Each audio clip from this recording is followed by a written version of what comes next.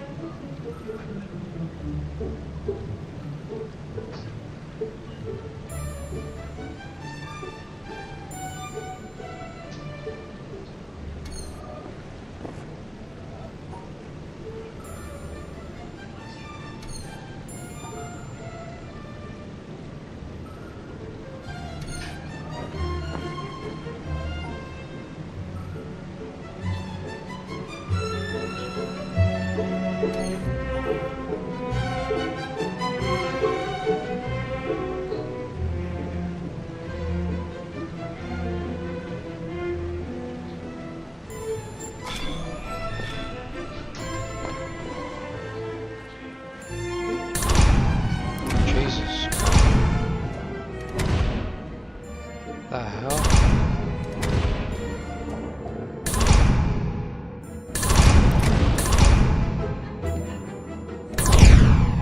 The hell is going on?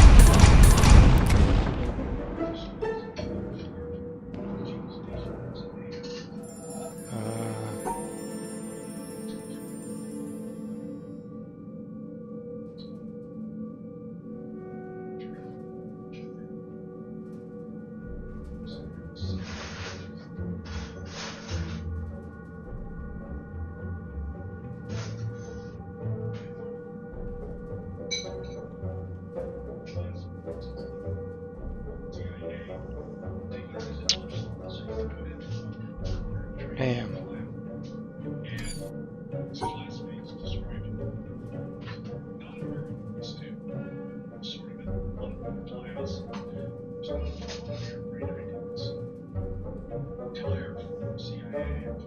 Damn.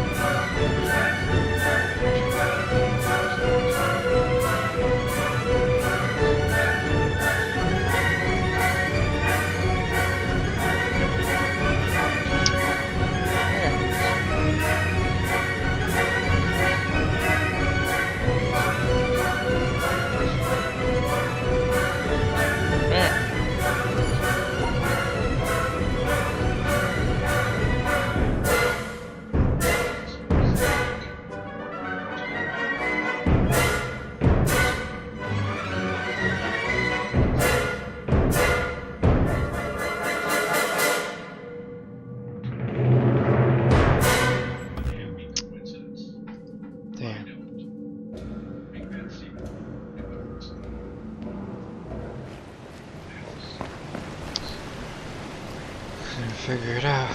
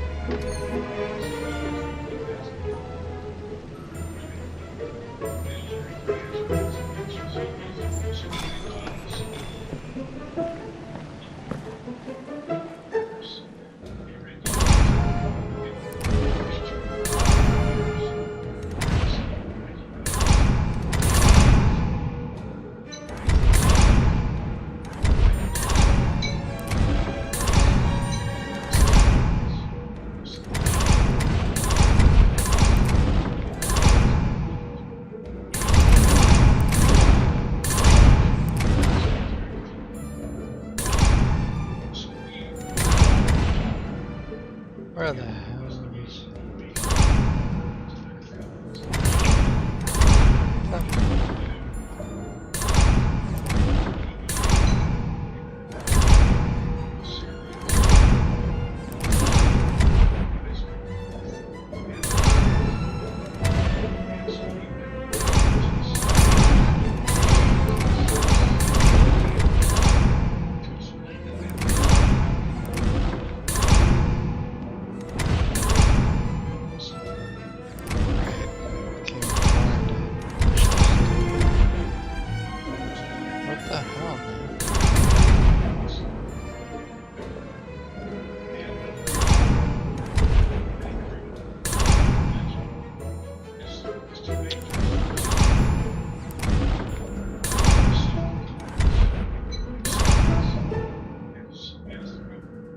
Dude, what the fuck?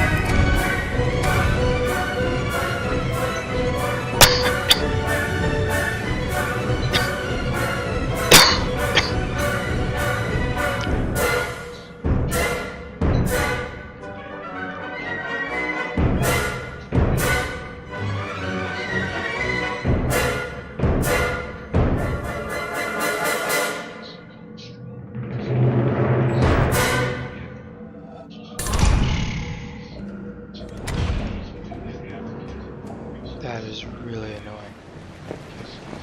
That is incredibly annoying.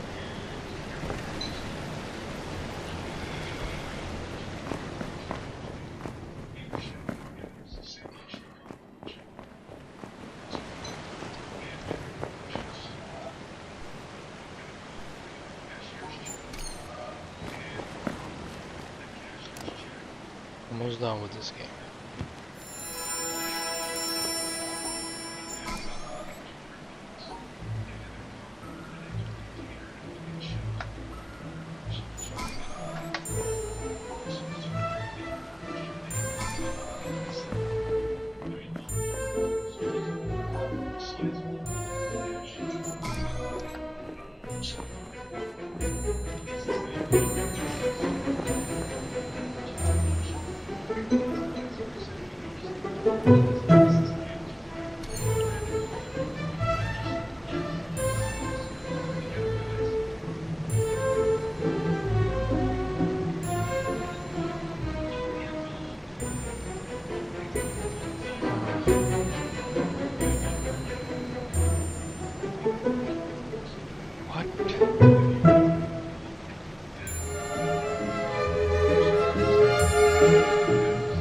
Something's not right.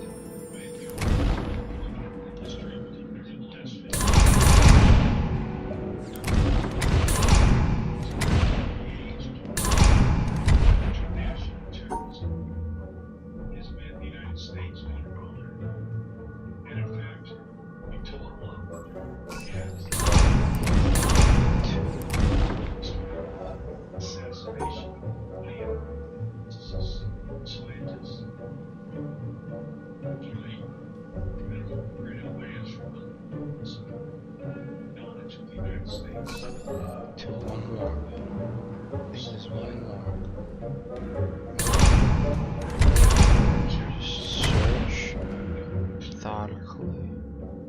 Search methodically.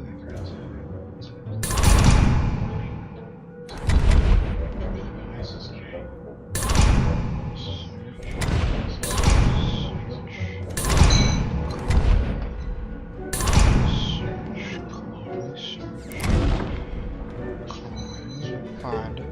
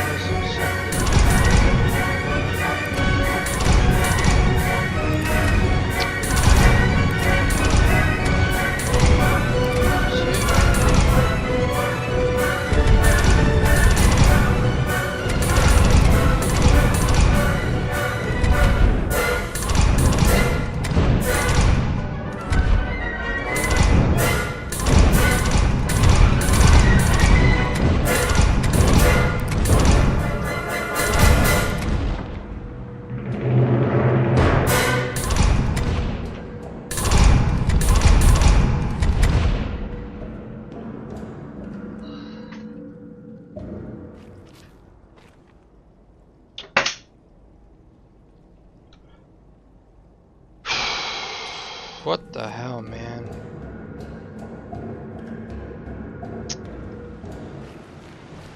That is annoying. Okay.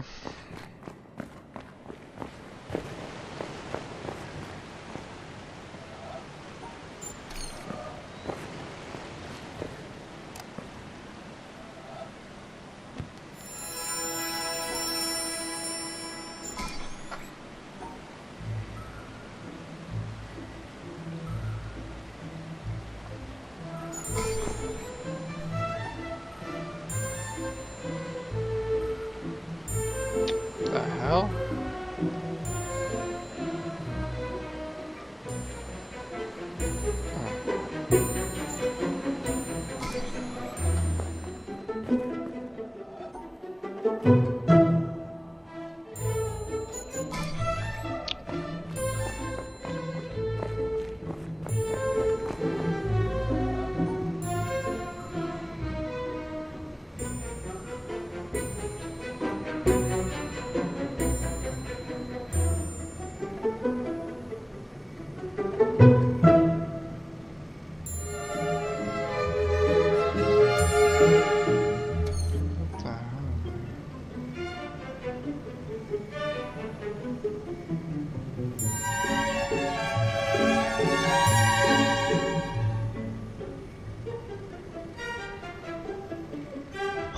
What the fuck? This one's hard.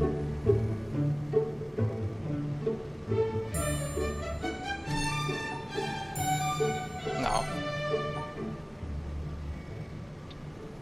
This one is stuff in its own right.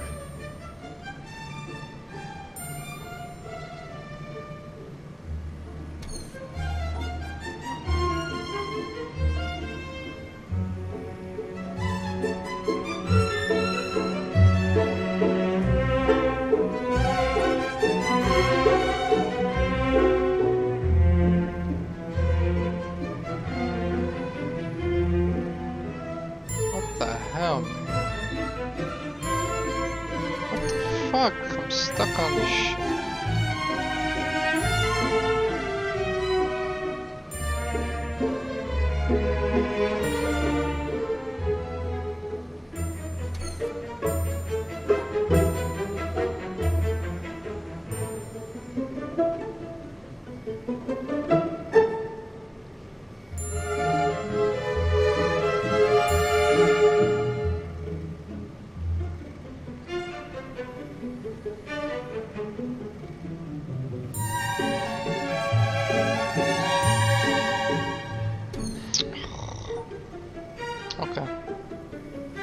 just restart it if I have to.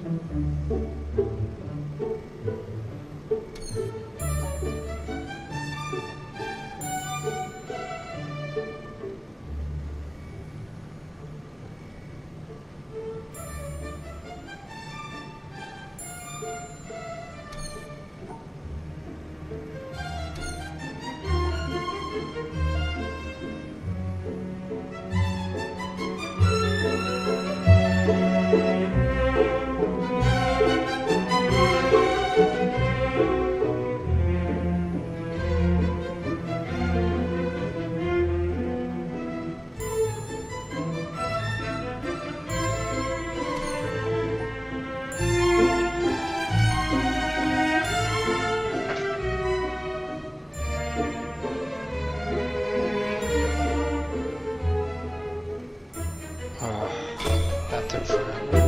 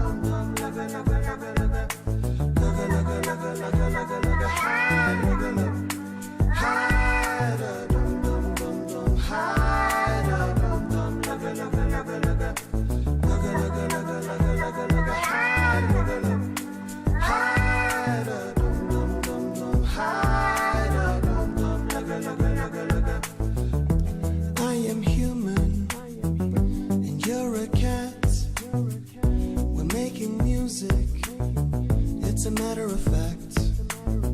I hate to hear you scream out in fear, but don't you worry, for I am here.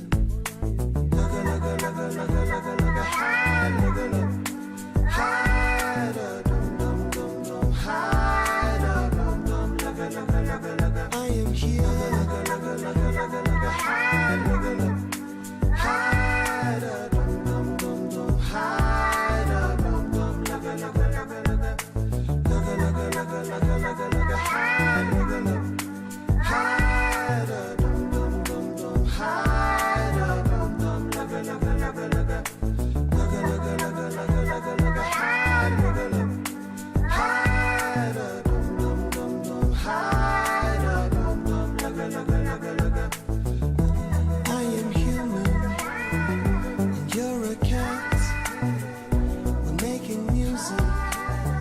It's a matter of fact.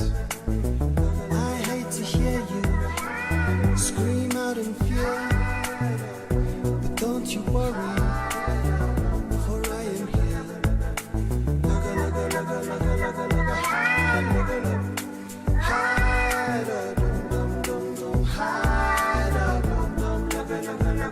I am here.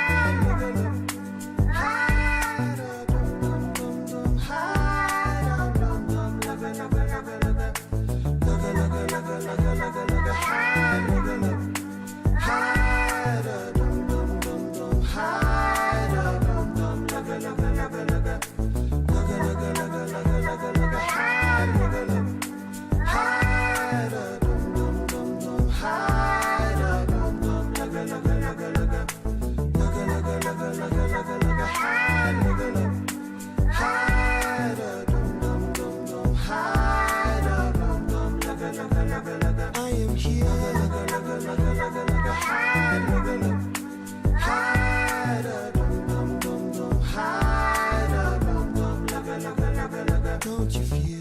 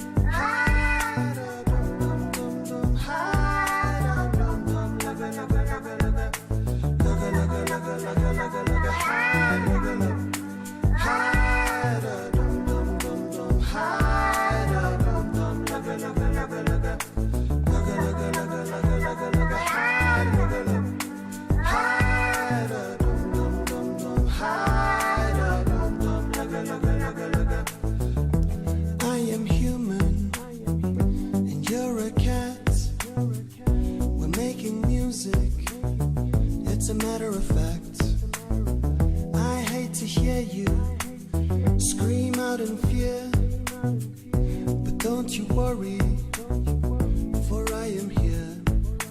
Lugga, lugga, lugga, lugga, lugga, lugga, hi, lugga, lugga, hi, da, dum, dum, dum, dum, hi, da, dum, dum, lugga, lugga, lugga, lugga. I am here. Lugga, lugga, lugga, lugga, lugga, hi, lugga, lugga, hi, da, dum, dum, dum, dum, hi, da, dum, dum, lugga, lugga, lugga, lugga. Lugga, lugga, lugga, lugga, lugga, lugga, hi, lugga, lugga, hi, da, dum, dum, dum, dum, hi, da, dum, dum, lugga, lugga, lugga, lugga. Lugga, lugga, lugga, lugga, lugga, lugga, hi, lugga, lugga, hi, da, dum, dum, dum, dum, hi, da, dum, dum, lugga, lugga, lugga, lugga. I am human, and you're a cat. We're making music, it's a matter of fact. I hate to hear you scream out in fear, but don't you worry, for I am here. Lugga, lugga, lugga, lugga, lugga, lugga, hi, lugga, lugga, hi, da, dum, dum, dum, dum, hi, da, dum, dum, lugga, lugga, lugga, lugga. I am here. Lugga, lugga, lugga, lugga, lugga, hi, lugga, lugga, hi, da, dum, dum, dum, dum, hi, da, dum, dum, lugga, lugga, lugga, lugga. Don't you feel? Lugga, lugga, lugga, lugga, lugga, lugga, hi, lugga, lugga, hi, da, dum, dum, dum, dum, hi, da, dum, dum, lugga, lugga, lugga, lugga. Lugga, lugga, lugga, lugga, lugga, lugga, hi, lugga, lugga, hi, da, dum, dum, dum, dum, hi, da, dum, dum, lugga, lugga, lugga, lugga. Lugga, lugga, lugga, lugga, lugga, lugga, hi, lugga, lugga, hi, da, dum, dum, dum, dum, hi, da, dum, dum, lugga, lugga, lugga, lugga. Lugga, lugga, lugga, lugga, lugga, lugga, hi, lugga, lugga, hi, da, dum, dum, dum, dum, hi, da, dum, dum, lugga, lugga, lugga, lugga. Lugga, lugga, lugga, lugga, lugga, lugga, hi, lugga, lugga, hi, da, dum, dum, dum, dum, hi, da, dum, dum, lugga, lugga, lugga, lugga. Lugga, lugga, lugga, lugga, lugga, lugga, hi, lugga, lugga, hi, da, dum, dum, dum, dum, hi, da, dum, dum, lugga, lugga, lugga, lugga. I am here. Lugga, lugga, lugga, lugga, lugga, hi, lugga, lugga, hi, da, dum, dum, dum, dum, hi, da, dum, dum, lugga, lugga, lugga, lugga. Don't you fear?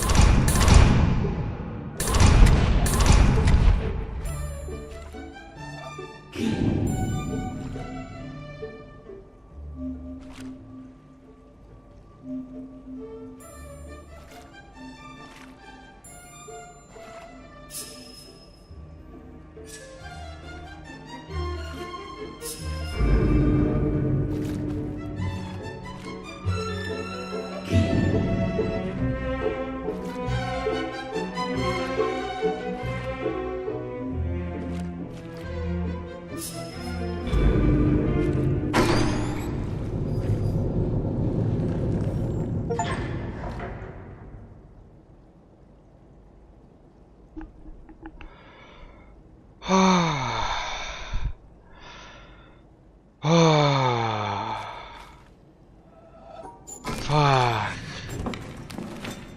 I got you, you motherfucker. Fuck you. I got you. I got you. Oh. I got you. I got you. Oh my god.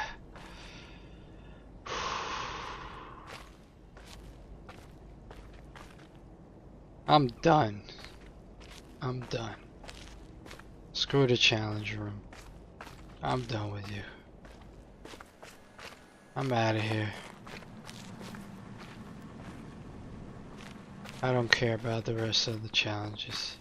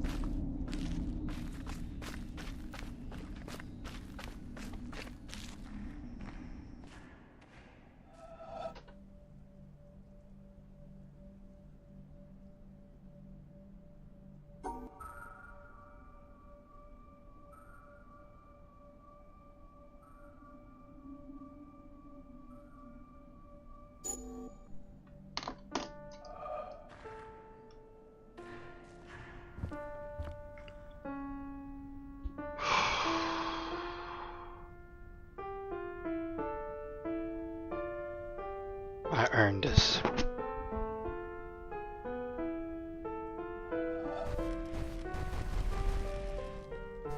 How many of you here have personally witnessed a total eclipse of the sun? To stand one day in the shadow of the moon is one of my humble goals in life. The closest I ever came was over 30 years ago. On February 26th, 1970.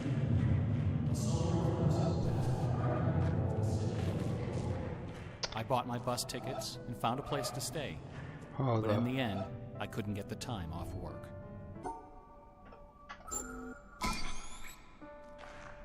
Let's just pay attention.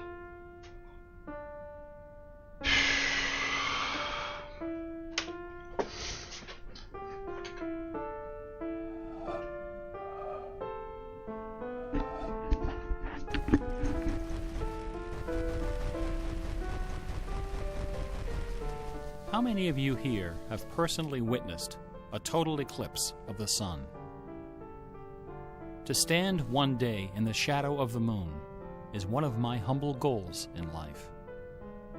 The closest I ever came was over 30 years ago. On February 26th, 1979, a solar eclipse passed directly over the city of Portland. I bought my bus tickets and found a place to stay, but in the end, I couldn't get the time off work. Well, anyone who lives in Portland can tell you that the chances of catching the sun in February are pretty slim. And sure enough, the skies over the city that day were completely overcast. I wouldn't have seen a thing. That work I couldn't get out of was my first job out of college. A sales clerk at an old Radio Shack store in beautiful downtown Worcester, Massachusetts. On my very first day behind the counter, a delivery truck pulled up to the front of the store. They carried in a big carton, upon which was printed the legend TRS-80. It was our floor sample of the world's first mass-market microcomputer. The TRS-80 Model 1 had a Z80 processor clocked at 1.7 MHz, 4,096 bytes of memory, and a 64-character black and white text display. The only storage was a cassette recorder. All this could be yours for the low, low price of $599. The store I was working in had seen better days. At one time, it had been near the center of a thriving commercial district. But like so many other New England cities, the advent of shopping malls had, by the early 70s, turned it into a ghost town. Worcester's solution to this problem was decisive, to say the least. The city's elders apparently decided that if they couldn't beat them, they would join them. And so, several square blocks at the heart of the city were bulldozed into oblivion, destroying dozens of family businesses, including the site of a pharmacy once operated by my great-grandfather. In their place was erected a vast 3-level shopping complex with cinemas and a food court. When the dust settled, only a few forlorn blocks of the old Worcester remained standing. My Radio Shack store was in one of those blocks. Then, to add insult to injury, Radio Shack opened a brand new location inside the shopping center, less than 500 feet from my store. So now patrons had a choice between a clean, well-lighted establishment with uniformed security and acres of convenient parking, or a shadowy hole in a seedy old office building next to an adult movie theater. Consequently, I had plenty of time to fool around with the new computer. I taught myself BASIC programming. Then I learned Z80 assembly. Both, of course, so that I could write games. I also created self-running animated demos, which ran all night in the store window for the edification of the winos who peed in our doorway. Strangely enough, the few customers we had didn't seem to be interested in our new computer, even after the 16K memory upgrade. In fact, most of the people who set off the buzzer on their way through the front door weren't there to buy anything at all. They were there to exploit a free promotion, which was the bane of Radio Shack employees for over 40 years. the Battery of the Month Club. The idea of this promotion was simple.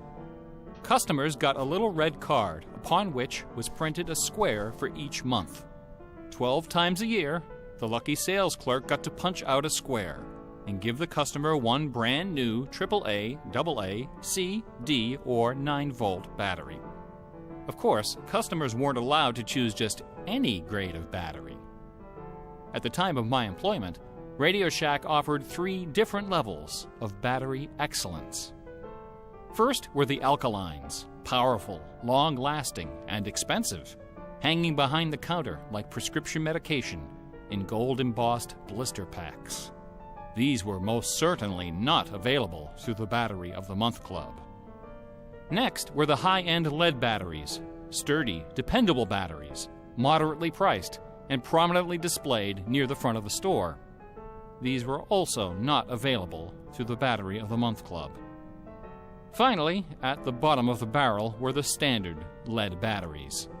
These were literally piled in barrels, cunningly located way at the back of the store, in a dark corner near the TV antennas. Remember TV antennas?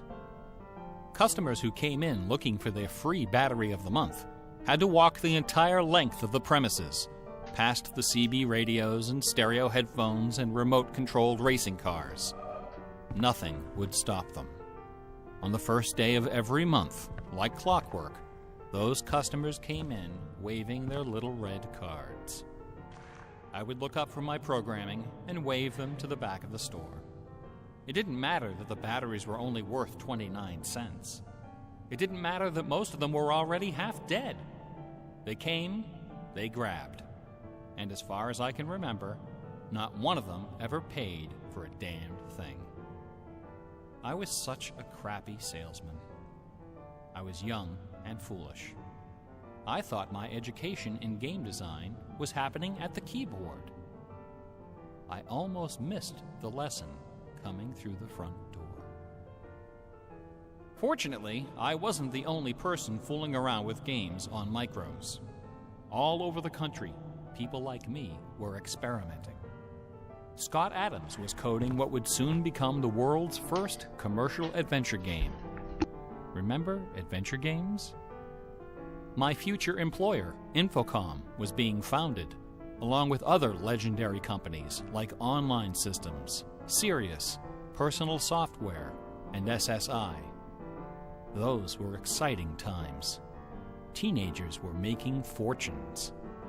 Games were cheap and easy to build. The slate was clean.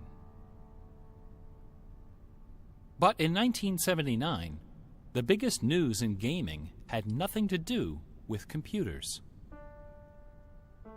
On the morning of the autumn equinox, September 20th, a new children's picture book appeared in the stores of Great Britain. This picture book was rather peculiar. It consisted of 15 meticulously detailed color paintings, illustrating a slight, whimsical tale about a rabbit delivering a jewel to the moon. On the back jacket of the book was a color photograph of a real jewel, shaped like a running rabbit, 5 inches long, fashioned of 18-karat gold, suspended with ornaments and bells, together with a sun and moon of blue quartz. According to the blurb underneath, this very jewel had been buried somewhere in England. Clues pointing to its location were concealed in the text and in the pictures of the book. The treasure would belong to whoever found it first. The book was called Masquerade. It was created by an eccentric little man with divergent eyes and a talent for mischief named Kit Williams. Within days, the first printing was sold out, and the empire that never sleeps found itself in the grip of rabbit fever. Excited readers attacked the paintings with rulers, compasses, and protractors. Magazine articles and TV specials dissected the clues, floated theories, and followed with keen delight the reckless exploits of the fanatics. One obscure park, unfortunately known by the nickname Rabbit Hill, was so riddled with holes excavated by misguided treasure seekers that the authorities had to erect signs assuring the public that no gold rabbits were to be found there. Some hunters ended up seeking psychological counseling for their obsession.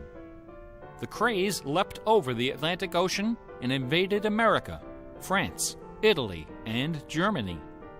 It sold over 1 million copies in a few months, a record unrivaled by any children's title until the advent of Harry Potter. Over 150,000 copies were sold in foreign translations, including 80,000 copies in Japanese, despite the fact that the puzzle was only solvable in English. It didn't matter that the masquerade jewel was only worth a few $1,000s. Many seekers spent far more than that in their months of exploration and travel. It was the thrill of the chase, the possibility of being the one. Treasure hunts, secret messages, and hidden things seem to exert an irresistible appeal. They're fun to look for and to talk about, and this fact of human psychology has been exploited in computer games since the earliest days.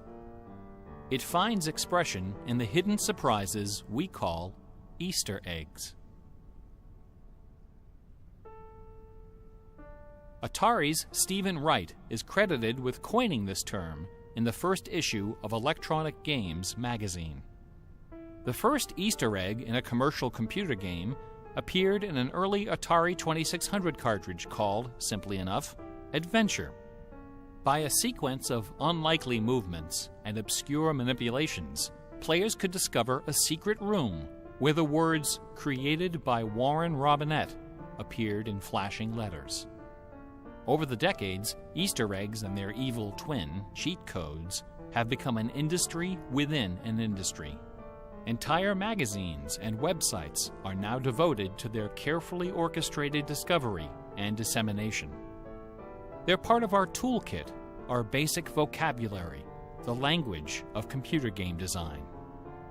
Computer gamers may have been the first to refer to hidden surprises as Easter eggs, but we certainly weren't the first to use them. Painters, composers, and artists of every discipline have been hiding stuff in their works for centuries. The recent advent of VCRs and Laserdisc players with freeze-frame capability exposed decades of secret Disney erotica. Thomas Kincaid, the self-appointed painter of light, amuses himself by hiding the letter N in his works.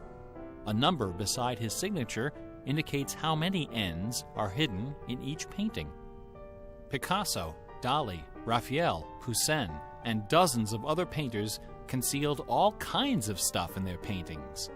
A favorite trick was hiding portraits of themselves, their families, friends, and fellow artists in crowd scenes. El Greco loved dogs, but the Catholic Church forbid him from including any in his sacred paintings. So he hid them, usually within the outlines of celestial clouds. Composer Dmitri Shostakovich chafed under the political censorship imposed by the Soviet Ministry of Culture. His symphonies and chamber works are loaded with hidden signatures and subversive subtexts which, had they been recognized, would have sent him to Siberia. Mozart's opera, The Magic Flute, is filled with musical allusions to the rituals of the Freemasons, the ancient secret society of which he and his mentor Haydn were members. But the most famous purveyor of Easter eggs is that champion of the late Baroque, the ultimate musical nerd, Johann Sebastian Bach. Bach was a student of gematria, the art of assigning numeric values to letters of the alphabet. A equals 1, B equals 2, C equals 3, etc. By comparing, sequencing, or otherwise manipulating these numbers, secret messages can be concealed. Bach took particular delight in the geometrical numbers 14 and 41. 14 is the sum of the initials of his last name. B equals 2, A equals 1, C equals 3, and H equals 8. 41 is the sum of his expanded initials, J.S. Bach. These two numbers show up over and over again in Bach's compositions. One of the better-known examples is his setting of the chorale Vor deinem Thron. The first line of the melody contains exactly 14 notes, and the entire melody, from start to finish, contains 41. Another of Bach's favorite games was the puzzle canon. A canon is a melody that sounds good when you play it on top of itself, a little bit out of sync. Frère Jacques and Row, Row, Row Your Boat are familiar examples of simple, two-voice canons. But a canon can employ any number of voices, and you don't have to play each voice the same way either. You can change the octave, transpose the key, invert the pitch, play it backwards, or any combination. Finding melodies that make good multi-voice canons is a fussy and difficult art, of which Bach was an undisputed master. Now, in a puzzle canon, the composer specifies the basic melody and the number of voices, but not the relationship of the voices. The student has to figure out the position and key of each voice, and whether to perform them inverted and/or backwards. Bach wrote quite a number of puzzle canons. The most famous, BWV 1076, is part of a fascinating story. One of Bach's students was a fellow by the name of Lorenz Misler, founder of the Society of Musical Science. This elite, invitation-only institution devoted itself to the study of Pythagorean philosophy and the union of music and mathematics. Its distinguished membership reads like a who's who of German composers, including Handel, Telemann, and eventually Mozart. Applicants for membership in the society were required to submit an oil portrait of themselves, along with a specimen of original music. With nerdly efficiency, Society member number 14 decided to combine these admission requirements into a single work. He sat for a portrait with Elias Hausmann, official artist at the court of Dresden. This portrait, which now hangs in the gallery of the town hall in Leipzig, is the only indisputably authentic image of Bach in existence. The Hausmann portrait shows Bach dressed in a formal coat with exactly 14 buttons. In his hand is a sheet of music paper, upon which is written a puzzle canon for 6 simultaneous voices. In 1974, a manuscript was discovered which proved that this canon was the 13th in a series of exactly 14 canons based on the ground theme of the famous Goldberg Variations. As if these musical gymnastics weren't enough, Bach liked to hide messages in his compositions by assigning notes to the letters. His initials, B-A-C-H, correspond to the pitch sequence B-flat, A, C, and B natural in German letter notation. This theme makes its most memorable appearance in the last bars of his final composition, The Art of Fugue, published soon after his death in 1750. The word fugue comes from the Latin fuga, which means flight, as in running away. So the art of fugue is the art of flight, the art of taking a theme and running with it. Bach wrote hundreds of fugues, but none as sublime as this sequence of 14. In the last and most complicated fugue in the series, the first and second sections develop normally. This is followed by the B-A-C-H signature, and then suddenly, without any warning or structural justification, the fugue stops, dead in its tracks. One of the composer's 20 children, his son Carl Philipp Emanuel, claimed that Bach died moments after those last few notes were written. This story is probably apocryphal. The Easter eggs in Bach's music are a pleasant obscurity, known chiefly to professors and students of Baroque music. But in March of 2002, when this lecture was first delivered, those Easter eggs were the talk of the entire classical music industry. Sitting near the top of the classical music charts that month was a compact disc on the ECM label called Mortimer. It was performed by the Hilliard Choral Ensemble, together with a talented but, until then, little-known violinist, Christoph Poppen. The music on Mortimer is based on a geometrical analysis of Bach's Partita in D minor for solo violin. This analysis, by German professor Helga Thon, assigns numeric values to the duration of notes, the number of bars, and the German letter notation of the partita. In doing so, she claims to have discovered the complete text of several liturgical ceremonies encoded in the notes. The CD presented these hidden texts superimposed over the original music.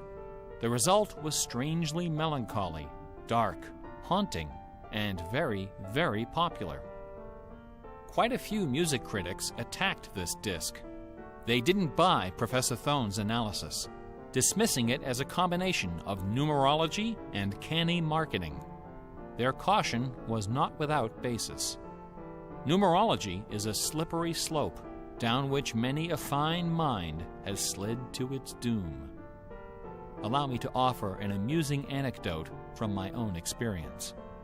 Back in the early 90s, before the internet took off, one of the more popular online bulletin board systems was a service called Prodigy. I bought an account on Prodigy so I could join a fraternal interest group and gossip with fellow members around the country. One day, a stranger appeared on our bulletin board. Right away, I knew we were in trouble. This fellow, whose name was Gary, began spouting all kinds of apocalyptic nonsense about worldwide conspiracies, secret societies, and devil worship. At first, we tried to be polite. We questioned his sources, corrected his histories, logically refuted his claims, and tried to behave in a civilized manner. But instead of soothing him, our attention only made him worse. His conspiratorial warnings became urgent, approaching hysteria.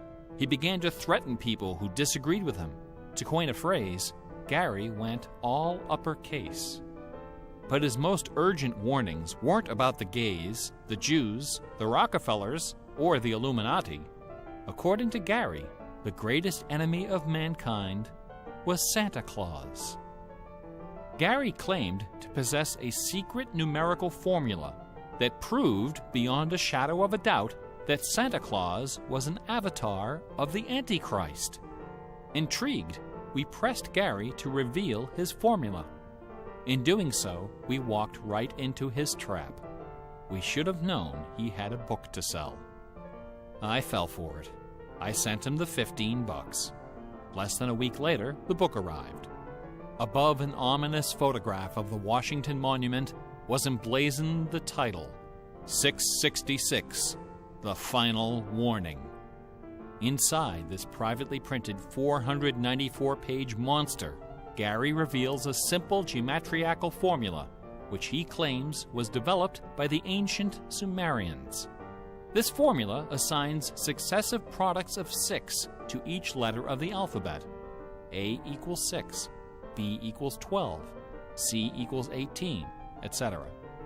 Imagine my dismay when I applied this ancient formula to the name Santa Claus and obtained the blasphemous sum of 666, the biblical number of the beast. I went on Prodigy and reported to the stunned members of our interest group that Gary was right after all. There could be no doubt that according to the unimpeachable wisdom of ancient Samaria, Santa Claus was the Antichrist. I then went on to point out several other names which, when submitted to Gary's formula, also produced the sum 666. Names like St. James, New York, and New Mexico. Soon the bulletin board was filled with discoveries like computer, Boston tea, and, most sinister of all, sing karaoke. Gary left us alone after that. I got my $15 worth. But Gary is hardly the first person to connect secret codes to the Bible. people have been looking for Easter eggs in the Bible for hundreds of years. The Hebrew mystical tradition of Kabbalah can be described as a geometriacal meditation on the Pentateuch, the first 5 books of the Old Testament. The advent of computers has made the application of numerology to the Bible fast and efficient. The latest spate of Bible searching was instigated by a book published in 1998 by Michael Drosnin, a former Wall Street Journal reporter. His book, The Bible Code, applied a skip cipher in which every nth character in a text is combined to form a message. By applying his skip cipher to the Hebrew text of the Old Testament, Drosnin claimed to have discovered predictions of World War II, the Holocaust, Hiroshima, the assassination of Yitzhak Rabin and both Kennedys, the moon landing, Watergate, the Oklahoma City bombing, the election of Bill Clinton, the death of Princess Di, and the comet that collided with Jupiter. He also found predictions of a giant earthquake in LA, a meteor hitting the Earth, and nuclear Armageddon, all scheduled to occur before the end of the last decade. The Bible Code spent many weeks on the bestseller lists, spawning several sequels and dozens of imitators. The Bible has certainly attracted its share of crackpots, but for the real hardcore egg hunters, nothing can rival the ingenuity, the tenacious scholarship, the stubborn zeal of those who seek the answer to the ultimate literary puzzle, a poisonous conundrum that has squandered fortunes, destroyed careers, and driven healthy, intelligent scholars to the brink of madness and beyond. Who wrote Shakespeare? The essays and books devoted to the Shakespeare authorship problem are sufficient to fill a large library. Several such libraries actually exist. Not even a day-long tutorial, much less an hour lecture, can begin to do justice to this complex, bizarre, and dangerously tantalizing story. Nevertheless, for the unacquainted, I will attempt to summarize the issue in a few paragraphs. The undisputed facts of Shakespeare's life and career could be scribbled on the back of a cocktail napkin. We know for a fact that a man named William Shakespeare was born in 1564 in or around the village of Stratford-upon-Avon. We know that he had a wife and at least 3 children. We know he bought property in Stratford, was involved in several lawsuits with his neighbors, and died there in 1616, aged 52.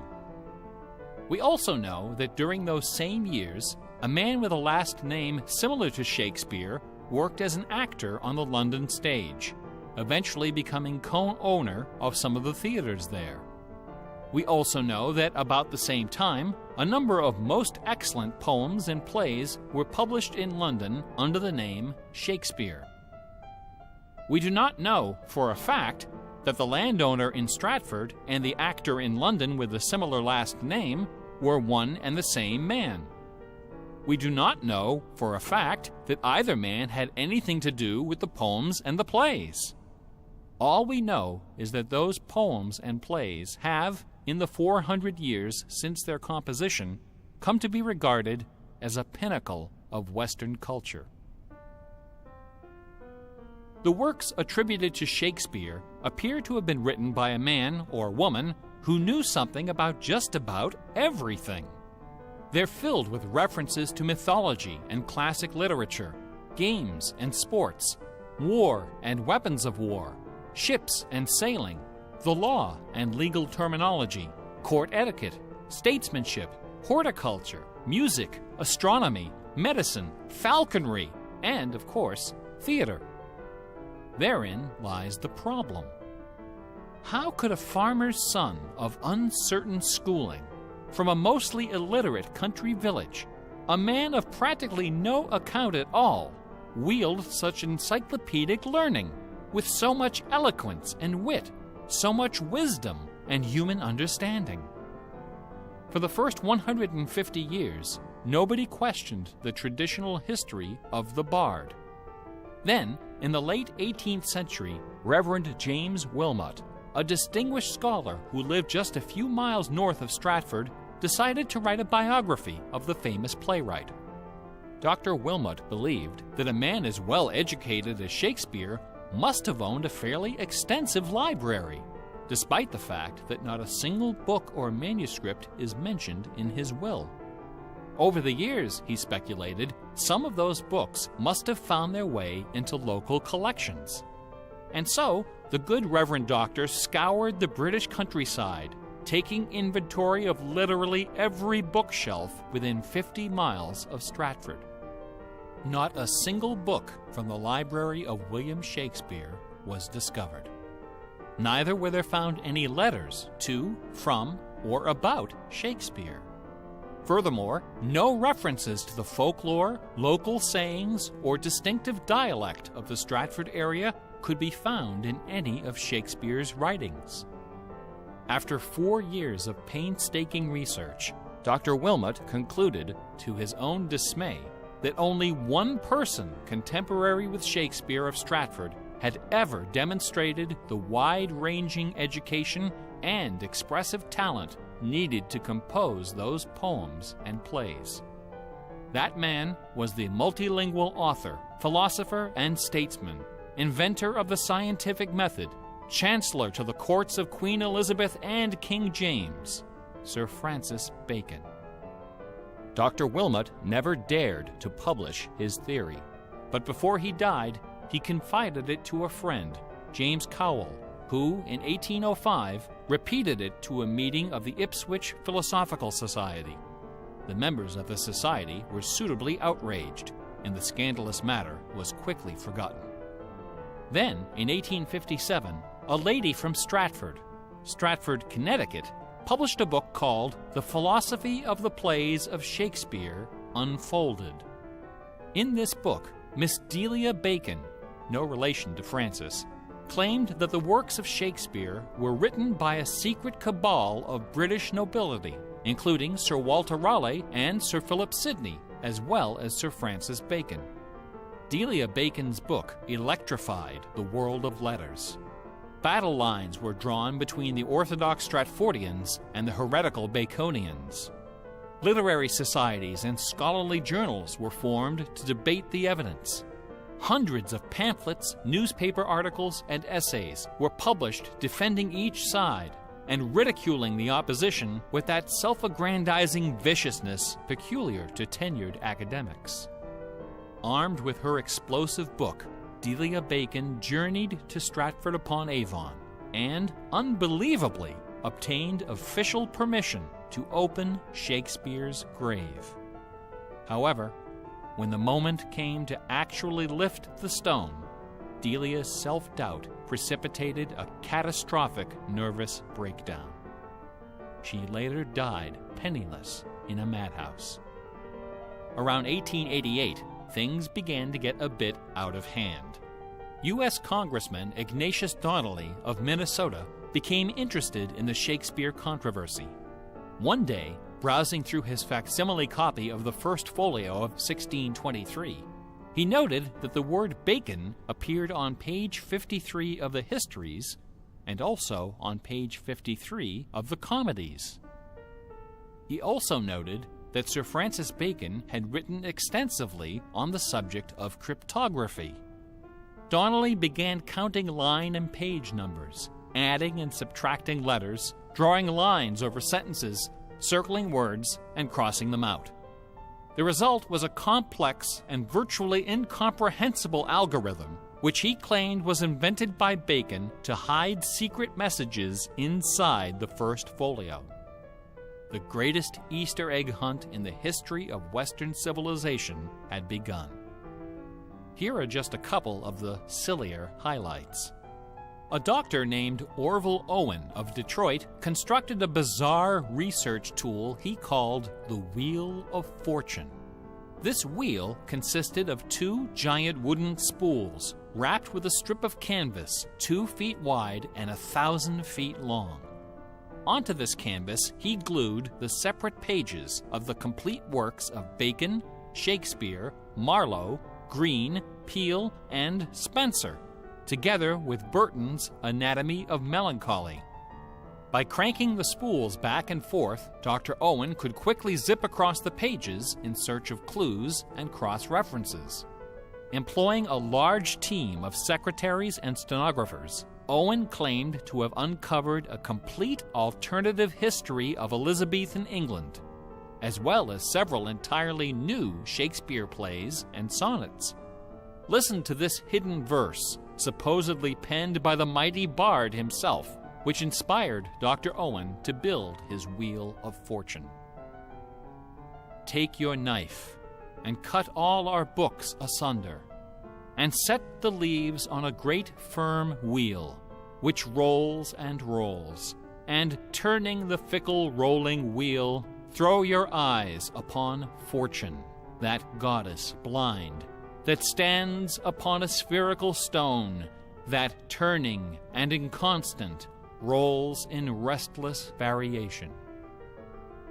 After publishing 5 thick volumes of this rubbish, Owen announced the discovery of an anagram, indicating that Bacon's original manuscripts were buried near Chepstow Castle on the River Wye. Owen spent the next 15 years and thousands of dollars excavating the bed of the river with boat crews and high explosives. He died before anything was found.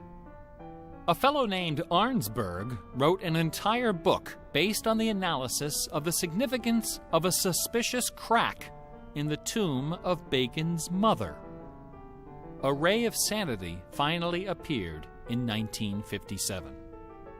To those familiar with the science of cryptology, the name William Friedman needs little introduction. During World War II, Colonel Friedman was the head of the U.S. Army's Cryptoanalytic Bureau. He is credited with cracking the Japanese Empire's most sensitive cipher. After the war, the colonel decided to apply his expertise to the study of the Shakespeare ciphers. He interviewed several of the experts in the field and prepared a detailed scientific analysis, which he published under the title The Shakespeare Ciphers Examined. His conclusion? In a word, bunk. According to the standards of cryptologic science, not one of the hidden messages purportedly discovered in Shakespeare's works was plausible. The rules used to extract these messages from the texts were non-rigorous, wildly subjective, and unrepeatable by anyone except the original decipherer. The people involved were not being dishonest. They were channeling their preconceptions. They were trapped in a labyrinth of delusion, mining order from chaos. Anglers in a lake of darkness. Lear, Act 3, Scene 6. You would think that Friedman's cold and ruthless exposure would be enough to silence the heretics once and for all. Not a chance. The books and TV specials and websites and conferences and doctoral dissertations keep right on coming. I should point out that the Shakespeare authorship issue is not only the preoccupation of cranks and weirdos. A substantial number of respected authors and Shakespeareans have expressed serious doubts about the traditional origin of the plays. The list includes Nathaniel Hawthorne, Ralph Waldo Emerson, Walt Whitman, Henry James, Sam Clemens, Sigmund Freud, Orson Welles, and Sir John Gielgud. Living skeptics include the artistic director of the New Globe Theatre, Mark Rylance, Michael York, Derek Jacobi, Kenneth Branagh, and even that most revered and scholarly of contemporary Shakespearean actors, Keanu Reeves. The current leading candidate for the authorship is Edward de Vere, the 17th Earl of Oxford, a theory first proposed in 1920 by an English schoolmaster with the unfortunate name J. Thomas Looney. What is it about Bach, the Bible, and the works of Shakespeare that inspires this intense scrutiny? Nobody's looking for acrostics in Chaucer or Keats. There are no hit CDs of the secret chorales of Wagner or Beethoven. For the answer, we need to recognize the unique roles which the Bible and Shakespeare have played in the development of Western culture.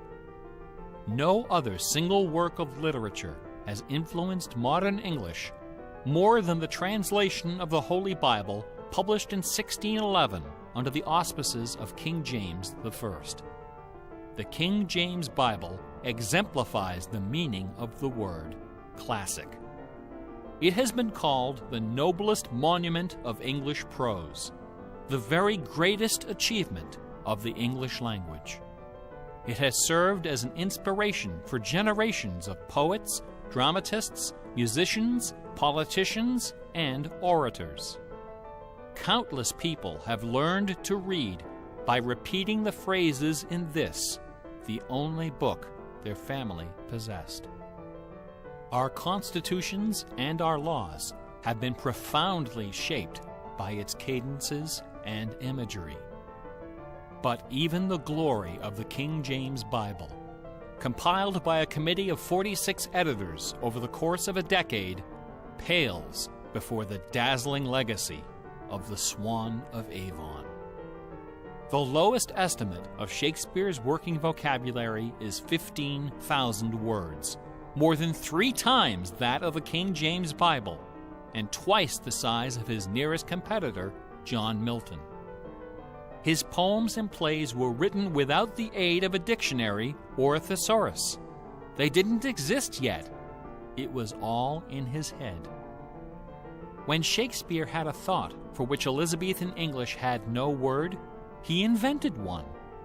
The Oxford English Dictionary lists hundreds of everyday words and phrases which made their first appearance in the pages of the Bard.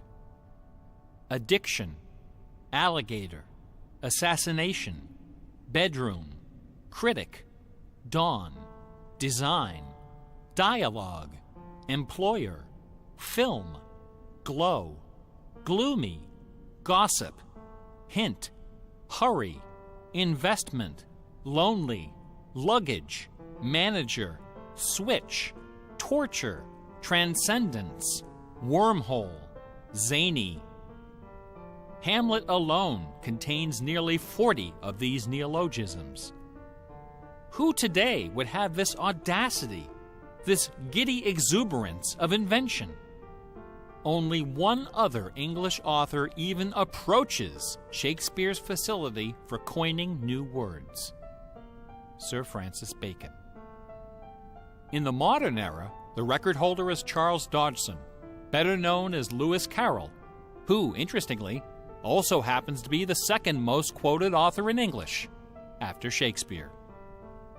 Everyone has been profoundly molded by the influences of the King James Bible and Shakespeare.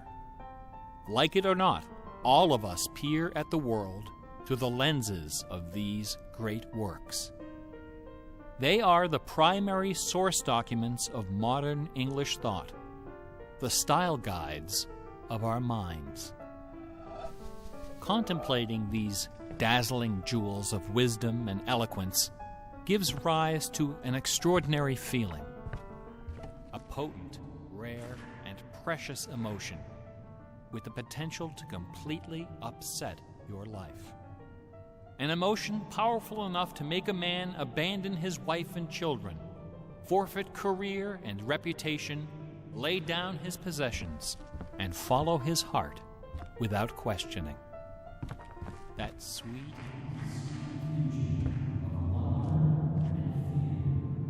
irresistible and soul-numbing dread known as awe.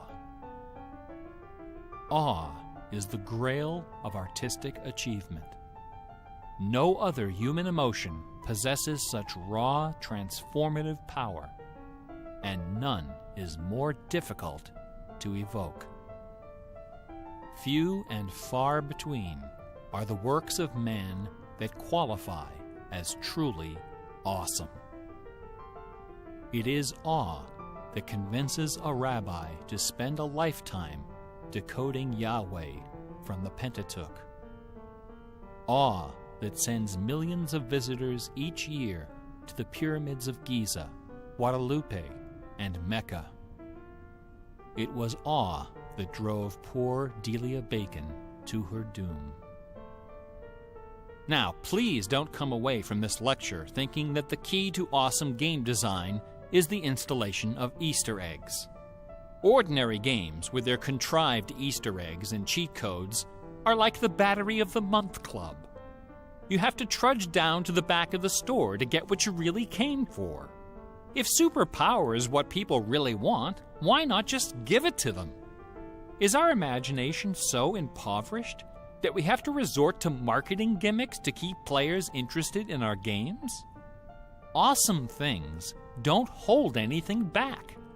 Awesome things are rich and generous. The treasure is right there. One afternoon, I was sitting alone behind the counter at that old Radio Shack store. My boss had stepped out for some reason. An elderly woman walked through the front door. Like most of our customers, she was shabbily dressed, probably on a fixed income. I assumed she was there for her free battery, but instead, she placed a portable radio on the counter. This little radio came from the days when they boasted about the number of transistors inside on the case. It was completely wrapped in dirty white medical tape. The woman looked at me and asked, "Can you fix this?"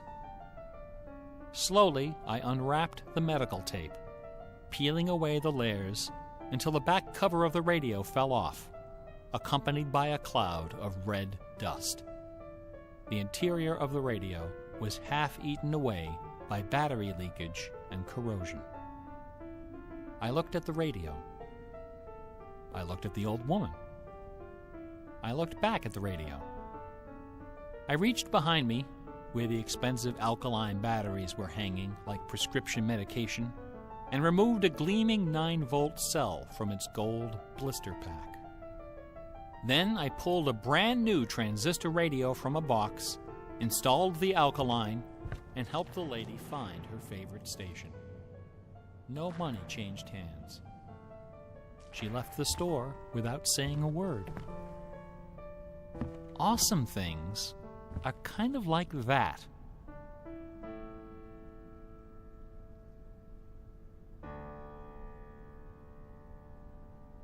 Bach offered his students very specific insight into the source of awe. In addition to BACH, 2 other sets of initials are also associated with Bach's music.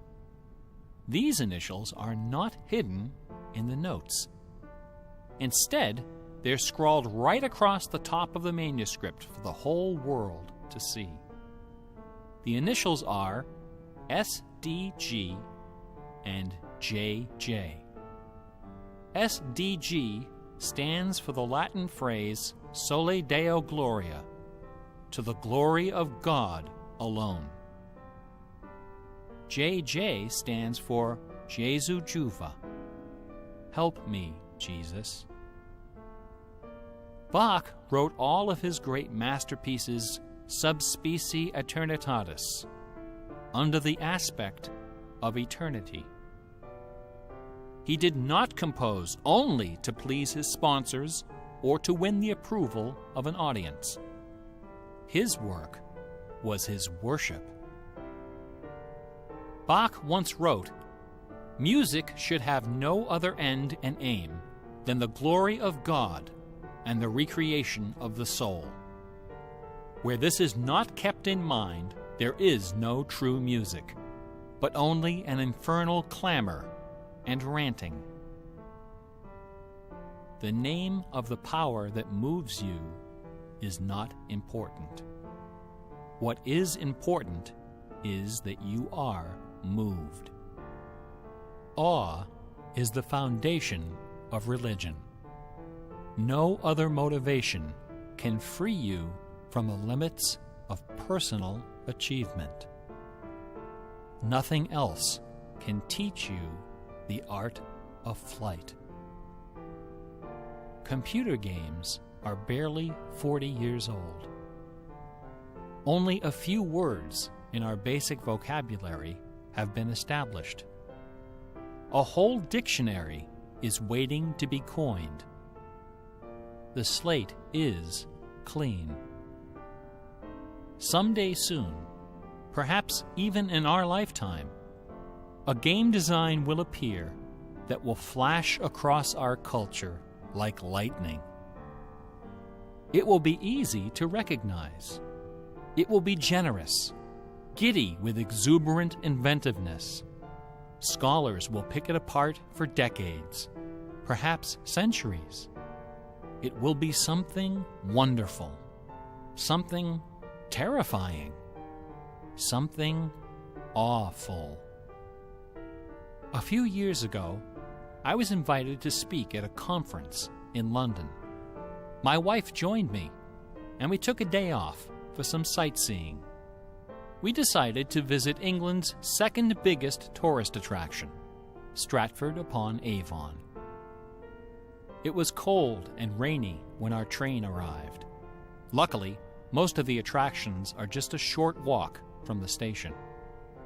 We visited Shakespeare's birthplace, a charming old house along the main street, which attracts millions of pilgrims every year, despite the complete lack of any evidence that Shakespeare was born there or even lived anywhere near it. We went past the school where Shakespeare learned to read and write, although no documents exist to prove his attendance. We visited Anne Hathaway's cottage, the rustic country farm where his wife spent her childhood, although no record shows anyone by that name ever having lived there. Finally, we came to the one location undeniably associated with Shakespeare, Trinity Parish Church, on the banks of the River Avon, where a man by that name is buried. This beautiful church is approached by a long walkway between rows of ancient gravestones, shaded by tall trees. The entrance door is surprisingly tiny. No cameras are allowed inside. The interior is dark and quiet. Despite the presence of busloads of tourists, the atmosphere is hushed and respectful. A few people are seated in the pews, deep in prayer. An aisle leads up the center of the church. The left side of the altar is brightly illuminated. On the wall above is a famous bust of the bard, quill in hand, gazing serenely at the crowd of pilgrims. On the floor beneath, surrounded by bouquets of flowers, at the very spot where Delia Bacon lost her mind, the gravestone of William Shakespeare bears this dire warning. Good friend, for Jesus' sake, forbear to dig the dust enclosed here. Blessed be the man who spares these stones, and cursed be he that moves my bones. Every year, 3 million pilgrims arrive from every nation on earth to approach this stone and consider the likeness of a man whose body of work can only be described as awesome. By contrast, the right side of the altar is dark and featureless. Nobody of any consequence is buried there. The only point of interest is a wooden case of simple design, carved of dark oak. Inside the case, sealed beneath a thick sheet of glass, lies a large open book. A plaque on the case identifies this book as a first edition of the King James Bible, published in 1611, when Shakespeare was 46. Not many pilgrims visit this side of the altar. Most of those that do simply glance at the book, read the plaque, and move along. A few, more observant, note that the Bible happens to be opened to a page in the Old Testament, the book of Psalms, chapter 46. no explanation is given for this particular choice of pages. For the initiated, none is necessary. If you are of inquisitive bent, if you are intrigued by English history and literature, if you value your peace of mind, cover your ears now. In the year 1900, a scholar noticed something about the King James translation of Psalm 46. Something terrifying, something wonderful. The 46th word from the beginning of Psalm 46 is shake. The 46th word from the end is spear. There are only two possibilities here. Either this is the finest coincidence ever recorded in the history of world literature, or it is not. The Earth revolves around only one sun and has only one moon. The moon happens to be 400 times smaller than the sun. The sun happens to be 400 times farther away. And the apparent paths of the moon and sun in our sky happen to intersect exactly twice every month. Which means that every now and then, at long yet precisely predictable intervals, the lunar disk slips across the face of the sun and just barely conceals it for a few wonderful, terrible minutes. A fine coincidence, no? In June of 1977, a little man with divergent eyes and a talent for mischief ascended a hilltop in the British village of Ampthill. At the summit of this hill is a tall, slender cross, a memorial to Catherine of Aragon, the first wife of Henry VIII. The sun, high in the south, cast the shadow of the cross upon the grassy hillside. At exactly 12 noon, the man removed from his pocket a bar magnet. He turned the magnet so its north pole was facing south and buried it under the shadow of the cross. 2 years later, a few hours before the publication of his first book, the man returned to that hillside, this time in the dead of night. He used a compass to locate the magnet he had buried. In that same place, he dug a hole in the ground and placed inside a ceramic container inscribed with the following words: "I am the keeper of the jewel of masquerade, which lies waiting safe inside me for you or eternity."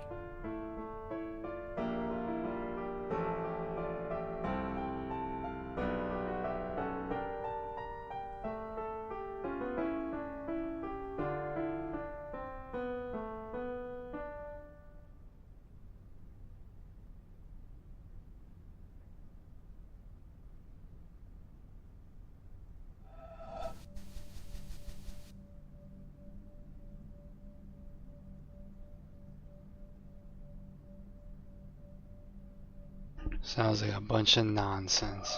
Bunch of nonsense. Waste of my life.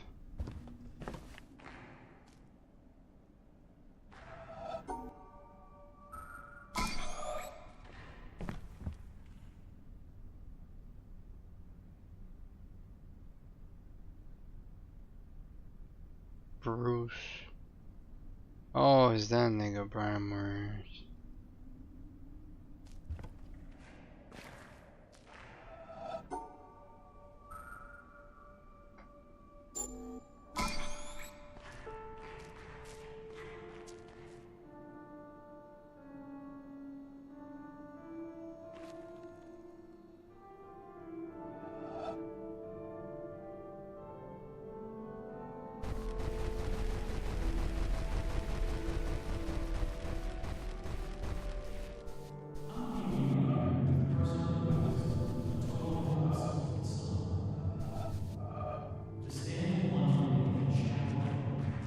one of my humble goals in life. The closest I ever came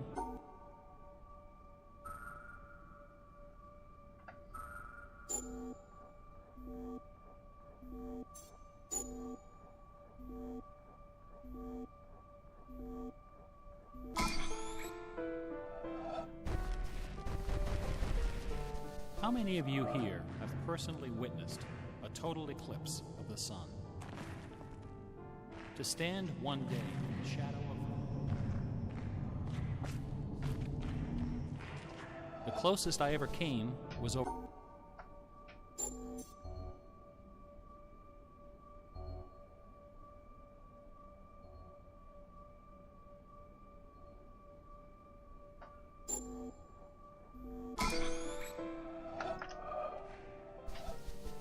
How many of you here have personally witnessed a total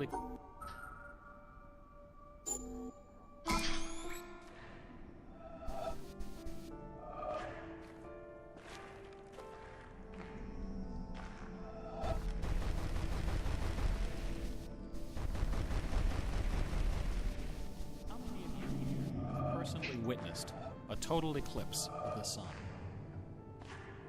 To stand one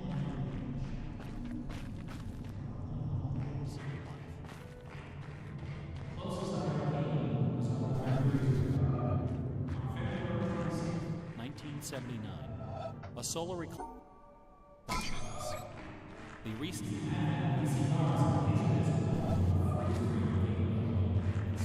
decades of secret Disney approaching hysteria.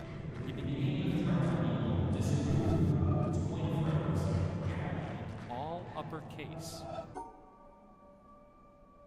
Algorithm, which he claimed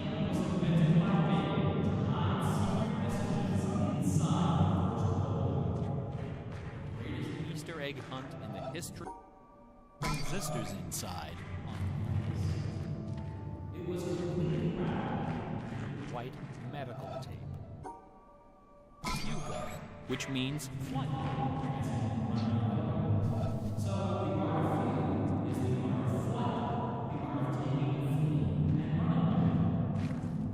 Wrote hundreds of fugues, but how many of you here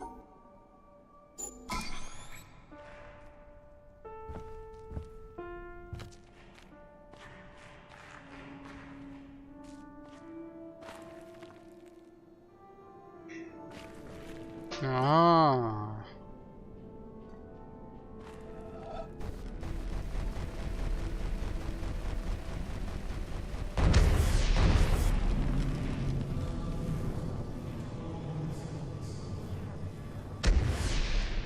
one day in the shadow of the moon is one of my humble goals in life. The closest I ever came was over 30 years ago. Oh. On February 26th, 1979, a solar eclipse passed directly over the city of Portland. I bought my bus tickets and found a place to stay, but in the end, I couldn't get the time off work. Well, anyone who lives in Portland can tell you that the chances of catching the sun in February are pretty slim. And sure enough, the skies over the city that day were completely overcast. I wouldn't have seen a thing. That work I couldn't get out of was my first job out of college. A sales clerk. Oh, hell no. I get it. I'm not waiting. Screw you. I'm not waiting. Screw this game. I'm not waiting. I get it. I get it. I get it.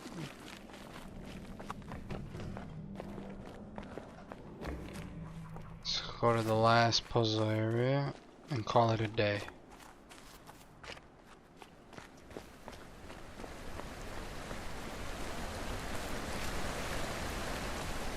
I get it. I get that last one, but I'm not doing it. No, thank you.